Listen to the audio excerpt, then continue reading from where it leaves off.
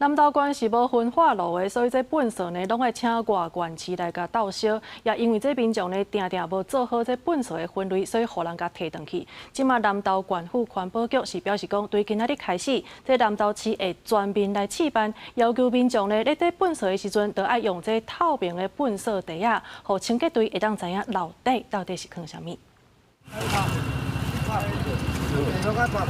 民众用黑色的落架地粪扫，要等入去粪扫车进前，马上互清洁队员动力开袋啊检查。南投县因为民众粪扫分类无确实，今年粪扫送去外县市烧的时，捌互人摕回来试改，清洁队员只好重新分类。所以县府对10月开始伫南投市试办，规定地粪扫爱用透明的粪扫袋啊，互清洁队员会当看到内底底啥物。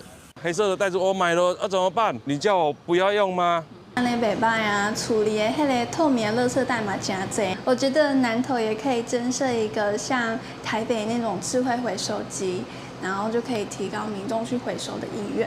南投县府表示，新制度目前先推广，无用透明的粪扫袋啊，虽然未开罚单，不过若发现无做好分类，而且口肯唔听，就会照废弃物清理法上当罚6000。会针对黑色的垃圾袋或不透明的垃圾袋。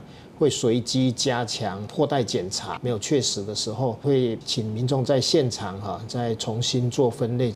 另外，南投市10月开始嘛，公布试办分级分类资源回收，未来拜1、拜5，干那收玻璃甲纸纸，其他的资源回收爱拜2、拜3、拜4才有收。试办半年，明年4月开始，无照规定就无要收。也若针对民众的建议，南投会当加设一寡智慧回收机，县府讲会去找厂商研究看卖。记者邢平仪南投报道。